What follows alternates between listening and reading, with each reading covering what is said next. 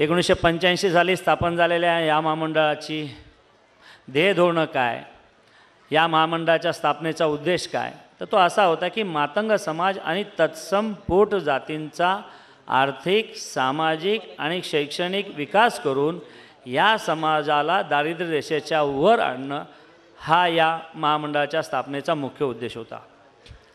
गेल्या 25 वर्षात आपण जवळपास 300 कोटी रुपयाचं वाटप या महामंडळाच्या माध्यमातून विविध उद्योगांसाठी, व्यवसायासाठी या महामंडळाच्या माध्यमातून अशा प्रस्तावांना मंजुरी देण्यात आलेली आहे. हे महामंडळ ज्याप्रमाणे मातंग समाजाचं आहे, तर मातंग समाजाची पोटजात म्हणून हे महामंडळ मातंग समाजाच्या पोटजातींचं सुद्धा आहे.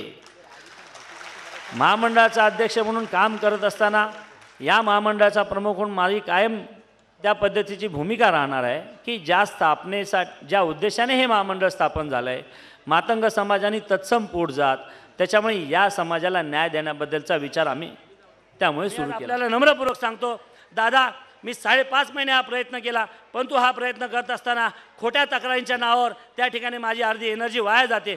महामंडळाची बिल्डिंग आज बोरिवलीच्या 4 समाज कल्याण खात्यामध्ये, समाज कल्याणच्या बिल्डिंगमध्ये केवळ 10 फ्लॅटमध्ये काम करते. त्याच्या ग्राउंड फ्लोअरला अस्मिता नावाची संघटना आहे, RSS वाले ही संघटना चालवतात. त्या अस्मिता संघटना चालवणारी एक संचालिका महिला आहे. ती गेली 10 वर्ष आमच्या महामंडळाच्या सर्व कर्मचाऱ्यांना अतिशय अश्लील भाषेत शिवीगाळ करते. आमच्या कर्मचाऱ्यांनी कधी त्याची तक्रार केली नाही, परंतु मी आल्यानंतर त्याचा पाठपुरावा केला. आम्ही सचिवांकडे तक्रार केली आणि त्या 4 सदनिका महामंडळाला द्याव्यात व अपंगाची संस्था आणखीन मोठ्या ठिकाणी शिफ्ट करावी याचा राग धरून माझ्या नावाने विरोधातल्या सामन्याला बातम्या आल्या, लोकसत्ताला बातम्या आल्या. मला माननीय विरोधी पक्षनेता विनोद तावडे साहेबांनी मंगळवारी बोलवलं. केंद्रीय राज्यमंत्री, माजी केंद्रीय राज्यमंत्री रामभाऊ नाईक स्वतः त्या महामंडळाच्या ठिकाणी आले. आमदार भाजपाचे गोपाळ शेट्टी ते येणार आहेत, आमदार शिवसेने विनोद गोसाळकर ते येणार आहे. जर आम्ही अशा पद्धतीने काम करत असताना आमची जर सगळ्या ठिकाणी अडवणूक होत असेल तर आज ढोबळे सरांच्या साक्षीने, आपल्या साक्षीने मी सांगतो की आपण दिलेली 5.5 महिन्याची संधी मला पुरेशी आहे. मला या अण्णाभाऊ साठे महामंडळाच्या अध्यक्षपदावरून मुक्त करा आणि मला राष्ट्रवादी काँग्रेस पक्षाचा कार्यकर्ता म्हणून संधी द्या.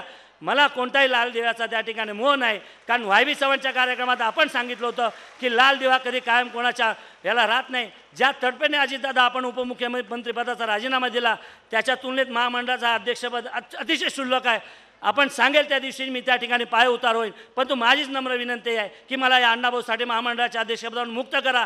या ठिकाणी माझ्यापेक्षा चांगल्या कर्तबगार कार्यकर्त्याची नेमणूक करा. एखाद्या सिनियर नेत्याला द्या. निश्चितपणाने राष्ट्रवादी काँग्रेस पार्टीचा कार्यकर्ता म्हणून कायम त्या ठिकाणी राहील, कारण राष्ट्रवादी काँग्रेस पार्टीमुळेच आज या महामंडळाचा अध्यक्ष झालो, राष्ट्रवादी काँग्रेस पार्टीमुळेच मातंग आयोगाचा अध्यक्ष झालो. त्याच्यामुळे मी माझी संघटना त्यावेळेला काढली नाही, आताही काढणार नाही. राष्ट्रवादी काँग्रेस पार्टी हीच माझी संघटना.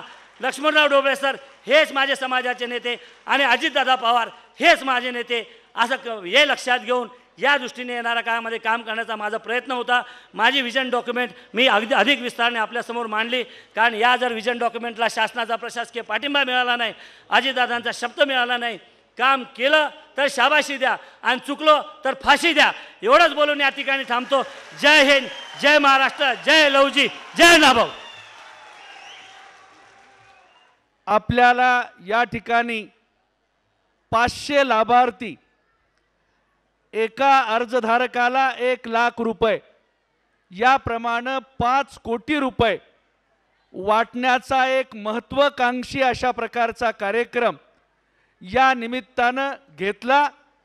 कोणत्याही महामंडळानं गेल्या 50 वर्षात एकाच वेळेला 5 कोटी वाटले नाहीत. फक्त अण्णाभाऊ साठे महामंडळानंच हा निर्णय या ठिकाणी घेतलेला.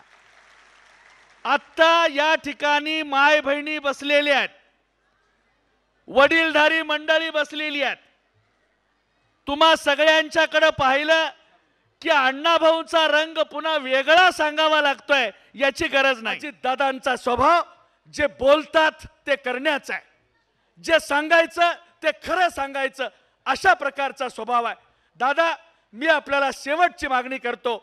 महार, मांग, ढोर, चांबार या 4 जातीमध्ये कुणी दुसरा येऊन मी ह्या जातीचाच आहे असं म्हणायची हिम्मत करत नाही. तो आमच्या जातीत येत नाही. नाम सदृश्याचा फायदा घेऊन आदिवासीमध्ये या घटना घडतात. इतर समाजामध्ये या घटना घडतात, पण महार मांग ढोर चांबार या जातीचं नाव सांगून कुणी जात बदलून ह्याच्यामध्ये येत नाही, याची जाणीव म्हणून मी आपल्याला राज्याचे उपप्रमुख म्हणून विनंती करतो की 50 वर्षाची अट महार मांग ढोर चांबार या 4 जातीला काढून टाकावी आणि डायरेक्ट त्याला जातीचा दाखला मिळावा, अशा प्रकारची अपेक्षा या निमित्तानं व्यक्त करतो. माझी तुम्हाला विनंती आहे की मागे देखील सुभाष जगतापांनी पुढाकार घेतला. मी PDCC बँकेमध्ये डायरेक्टर आहे. आम्ही तिथं ऑटो रिक्षांकरता कर्ज पुरवठा केला. काही लोकांनी परतफेड केली, काही लोकांनी अजिबात परतफेड केली नाही. आणि मग त्याचा परिणाम काय होतो? परिणाम असा होतो, ज्यावेळेस मी आता राज्य सरकारचा अर्थमंत्री या नात्याने मार्चमध्ये अर्थसंकल्प सादर करणार आहे.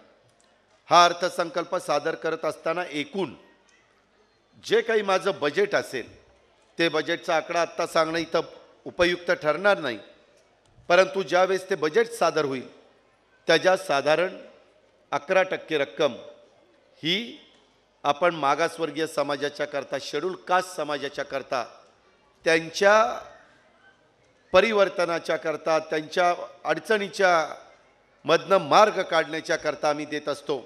गेल्या वेळेस माझ्या माहितीप्रमाणे 4,500 कोटी रुपये मी दिले.